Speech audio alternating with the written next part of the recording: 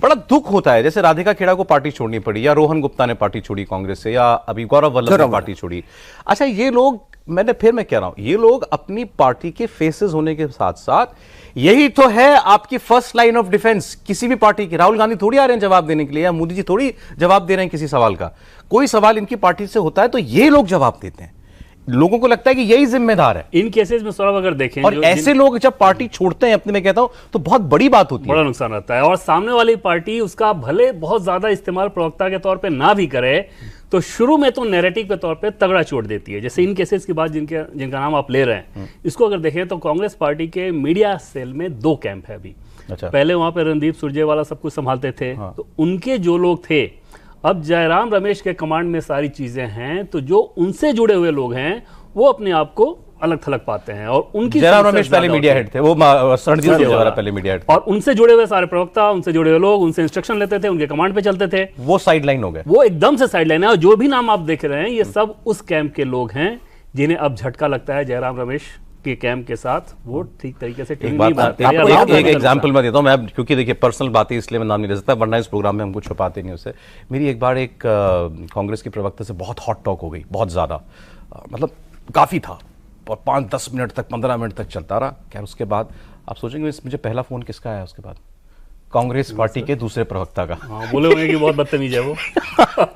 क्या आपने बड़ा अच्छा किया, आपने जो उनको बोला ठीक बोला, बिल्कुल उन्हीं की पार्टी का प्रवक्ता मुझे फोन करके बोल रहा है। तो ये जो बात कह रहे हैं कि अंदर ही अंदर कुछ राइवलरी भी बहुत ज्यादा चलती है। अच्छा, एक कॉमन चीज रोहन गुप्ता, गौरव वल्लभ और राधिका खेड़ा के छोड़ने में है, वो है राम मंदिर।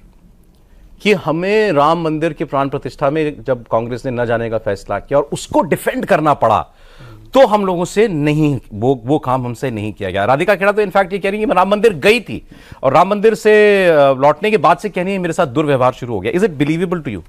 देखिए, जब आदमी एक पॉलिटिक्स में एक नई दिशा लेता है तो उसको कारण चाहिए होते हैं। एक जमाने में तो प्रेस रिलीज लिखी जाती थी कि सांप्रदायिकता के नाम खिलाफ पे सरकार बनेगी या इसके विरोध में बनेगी, है ना। तो ये भी वही है, ये लिखना है।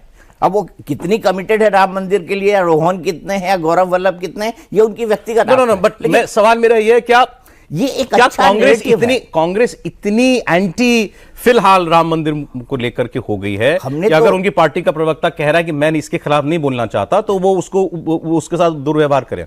बिल्कुल ऐसा कांग्रेस के अंदर हो रहा है। और कांग्रेस के अंदर मैं बता चुका हूं आपको, 2 धाराएं हैं।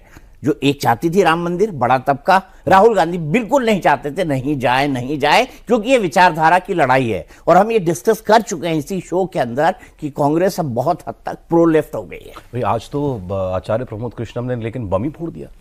आचार्य प्रमोद कृष्णम ने अभी कांग्रेस से वो भी निकल गए हैं, लेकिन बीजेपी ज्वाइन नहीं किया। उन्होंने तो ये कहा कि जिस दिन राम मंदिर का फैसला आया कि जमीन हिंदुओं को दी जाए, उस दिन राहुल गांधी ने एक बैठक बुलाई, और उस बैठक में उन्होंने कहा कि अगर हमारी सरकार आती है तो हमने, जैसे शाम बानो का फैसला सुप्रीम कोर्ट का फैसला था और पार्लियामेंट से उसको ओवर रूल कर दिया गया था, ऐसे हम राम मंदिर का फैसला पलट सकते हैं क्या? ये डिस्कस करने के लिए उन्होंने मीटिंग बुलाई।